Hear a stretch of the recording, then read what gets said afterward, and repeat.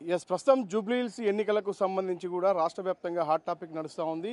అధికార పార్టీ ప్రతిపక్షం పోటాపోటీ ఆరోపణలు చేస్తూ ఉన్నాయి. ఏకంగా ముఖ్యమంత్రిని క్యాబినెట్ను ఎక్కుపెట్టి ప్రతిపక్షం ఆరోపణలు చేస్తుంది. దీనికి సంబంధించి మనతో పాటు మాట్లాడడానికి పొన్నం ప్రభాకర్ ఉన్నారు, మంత్రి గారు. చూస్తూ ఉన్నాం ప్రస్తుతం బీఆర్ఎస్ పార్టీ ఏదైతే మీరు ఆటో డ్రైవర్లు అడ్డం పెట్టుకొని కూడా ఫ్రీ ఓటింగ్ చేపిస్తాం, ఖచ్చితంగా గెలుస్తాం జూబ్లీహిల్స్ అంటా ఉంది. దానికి సంబంధించి మీరు రవాణా శాఖ మంత్రి ఏం చెప్తారు? జూబ్లీహిల్స్ నియోజకవర్గంలో 10 సంవత్సరాలుగా ఏమి అభివృద్ధి చేయలేదు కాబట్టి డైవర్షన్ పాలిటిక్స్ చేసే ప్రయత్నం చేస్తుంది. ఒక సందర్భంలో సానుభూతి పేరు మీద, ఒక సందర్భంలో దొంగోట్ల పేరు మీద, ఇప్పుడు మళ్ళీ ఆటోలకు సంబంధించి లేదా ఈ విధమైనటువంటి అంశాలు లేవనెత్తా ఉంది.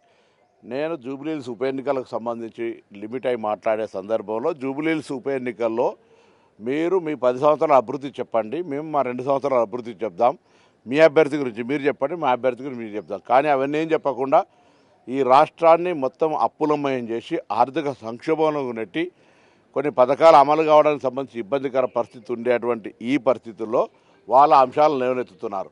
వాళ్ళు అనేకమైన హామీలు 3016 రూపాయలు నిరుద్యోగ భృతి కావచ్చు, డబుల్ బెడ్రూమ్ కావచ్చు, దరిద్రకు 3 ఎకరాలు కావచ్చు, ఇట్లా అనేకమైన హామీలు అమలు చేయని ఉన్నాయి.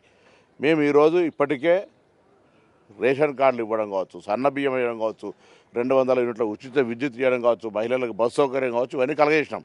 అదే మాదిరిలో ఆటో కార్మికులకు సంబంధించి సంవత్సరానికి 12,000 ఇచ్చే వాగ్దానం మాది ఉంది.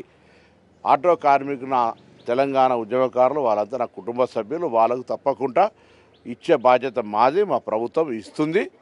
సమయం కొంచెం జాప్యం జరగచ్చు, ఇచ్చే బాధ్యత మాది. విశ్వాసం కూడా ఇటువంటి రాజకీయంగా వాడుకోవడానికి మాత్రమే మిమ్మల్ని మీ ఆటోలలో తిరుగుతూ ఉన్నారు. ఆటోలలో ఇటువంటి పెద్ద మనుషులు కావలసుకొని రాజకీయంగా తిరిగి అవమానపరిచే ప్రయత్నం చేస్తారని నేను భావిస్తున్నాను. సార్, మరోపక్క రాహుల్ గాంధీ హైదరాబాద్ వస్తే శంషాబాద్ ఎయిర్పోర్ట్లో ఆటో డ్రైవర్లు అడ్డం పెట్టుకుని అడ్డుకుంటామని చెప్తున్నారు బీఆర్ఎస్ పార్టీ. వాళ్ళు రాజకీయంగా డైవర్షన్ పాలిటిక్స్ చేస్తారని చెప్తున్నారు కదా.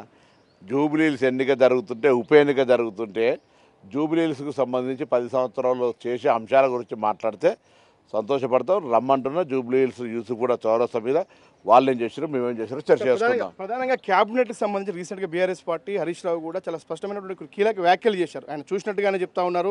క్యాబినెట్లో మంత్రికి, సీఎంకి సంబంధించి, మంత్రులకు సంబంధించి పెద్ద ఎత్తున వాగ్వాదం జరిగింది, పెద్ద చర్చ జరిగింది అనేది పెద్ద రాష్ట్ర వ్యాప్తంగా హాట్ టాపిక్గా మారింది. ఏం చెప్తారు సార్ మీరు క్యాబినెట్లో? సీతక్క గారు ఇప్పటికీ ఒక మాట చెప్పారు, నేను పుట్టిన తల్లిదండ్రుల మీద ప్రమాణం చేసి చెప్తున్నా అని చెప్పి. మరి గౌరవ లక్ష్మణ్ కుమార్ గారు స్వయంగా దేవాలయానికి వచ్చిండు. అట్లనే క్యాబినెట్కి సంబంధించి బాధ్యత గల మంత్రులుగా ఏం జరిగిందో క్యాబినెట్ మంత్రులకు మేము ఈ రాష్ట్ర అభివృద్ధి గురించి ఏం చర్చ చేసినో మాకు తెలుసు. ఊరికేనే పబ్లిక్లో ఒక రాంగ్ అప్రహెన్షన్ క్రియేట్ చేయడానికి ఒక క్యాబినెట్ మంత్రి అనుభవం ఉన్నోడు మాట్లాడితే ఆయన విజ్ఞత, తప్పకుండా దీన్ని తీవ్రంగా ఖండిస్తాను. ఇటువంటి దుష్ప్రచారం ఏం జరగకపోయినా ఏదో జరిగినట్టు ఊహించి పత్రికల్లో వార్తలు రాయడం ద్వారా మీరేదో క్యాబినెట్లో ఒక ఇటువంటి విభేదాలు సృష్టించే ప్రయత్నం చేస్తారు. మేమంతా కాంగ్రెస్ కుటుంబ సభ్యులం. ఈ రాష్ట్ర అభివృద్ధి, ప్రజలు ఇచ్చిన అధికారాన్ని వాళ్ళ సేవకులకు వినియోగించేటువంటి కర్తవ్య కార్యక్రమం తీసుకొని పోతాం. సార్, మరోపక్క ఈ క్యాబినెట్ మంత్రులకు ప్రధానంగా బీసీ మంత్రులకు సంబంధించి సీఎంతో గ్యాప్ అనేది పెద్ద ఎత్తున కూడా ప్రచారం చేస్తా ఉంది. అట్లా అసలు దానికి కావాల్సుకొని ఎవడోడు ఇటువంటి వాళ్ళు ఓరోలేనోడు చేరిస్తే ఏం చేస్తాను చెప్పు.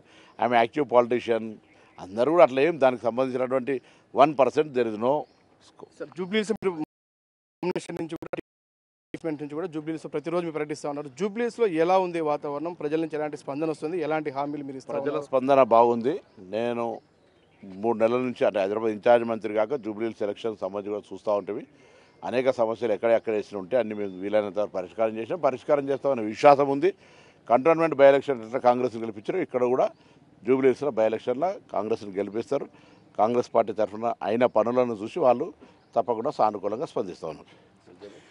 ఇది మొత్తం మీద పొన్నం ప్రభాకర్ ఏదైతే ఈరోజు బీఆర్ఎస్ పార్టీ ఆటో డ్రైవర్లను అడ్డం పెట్టుకున్న రాజకీయానికి సంబంధించి డైవర్షన్ పాలిటిక్స్లకు పాల్పడుతుంది. ఎలాగైనా అంటే తప్పుదోవ పట్టించి జూబ్లీహిల్స్ ఎన్నికల్లో గెలిచే ప్రయత్నం బీఆర్ఎస్ చేస్తుంది. కానీ ఎట్టి పరిస్థితుల్లో కాంగ్రెస్కు గతంలో హైదరాబాద్ ఉప ఎన్నికలకు సంబంధించి కంటోన్మెంట్లో ఏం జరిగిందో జూబ్లీహిల్స్లో అదే జరగబోతోంది. ఖచ్చితంగా కాంగ్రెస్ అభ్యర్థి నవీన్ యాదవ్ గెలవబోతా ఉన్నాడు. ఖచ్చితంగా ఆటో వాళ్ళకి ఇచ్చినటువంటి హామీని నిలబెట్టుకుంటామని మాత్రం రవాణా శాఖ మంత్రి పొన్నం ప్రభాకర్ చెప్తా ఉన్నారు.